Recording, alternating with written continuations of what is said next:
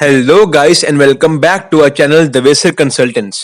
तो दोस्तों, आज के हमारे इस वीडियो में हम कुछ ऐसे पॉइंट्स डिस्कस करने जा रहे हैं जो उन लोगों के लिए बेनिफिशियल हैं जो कनाडा इमिग्रेट करने के बारे में सोच रहे हैं, either as an international student और as a permanent resident.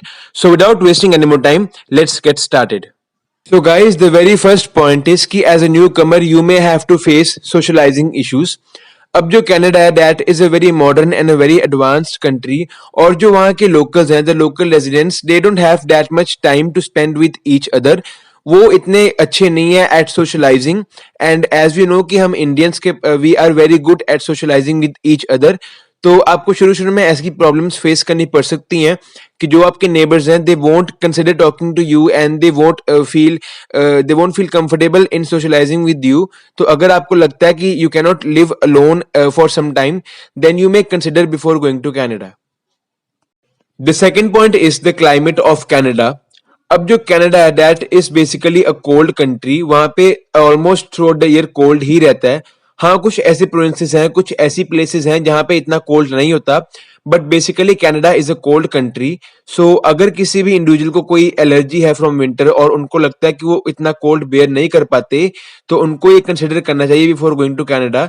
The temperatures in winters basically in Canada can drop to as low as -45 degrees Celsius in some provinces in some parts of the country.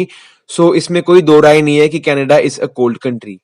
The third thing that you must keep in mind before coming to Canada is that the taxes in Canada are very, very high. Now, there are two types of taxes in Canada. The first one is the federal tax and the second one is the provincial tax.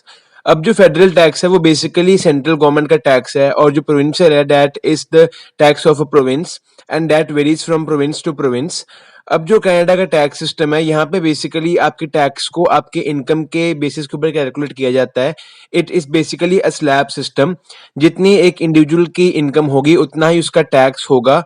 और suppose कि आपकी income है $15,000, तो वो एक slab में लाई कर रही है, लाइक 0 to $20,000, तो आप 5% इंटरेस्ट पे कर रहे हो।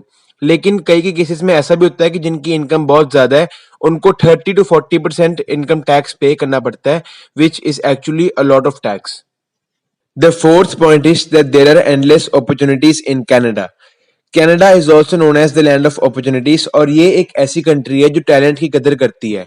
So if you are worthy enough and you have the skills required, then let it be a skilled laborer or a white collar job, you will definitely succeed in your career. And the last point is that is it worth immigrating to Canada or not? अब इस question का कोई ऐसा clear cut सा answer नहीं है। It actually differs from person to person. अब कुछ लोगों की ये मेंटालिटी होती है that they want to be successful and they will give whatever it takes. They will face each and every challenge that comes in their way, और ये लोग सक्सेसफुल हो भी जाते हैं।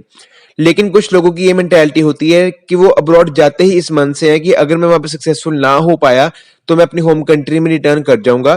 तो अगर आपकी मेंटालिटी है कि हाँ, मुझे सक्सेसफुल होना है in Canada and I will face every challenge and I will do whatever it takes, I will give my best, then you should definitely come to Canada. So these were the basic points regarding Canada that we wanted you to know if you are planning to come to Canada either as an international student or a permanent resident.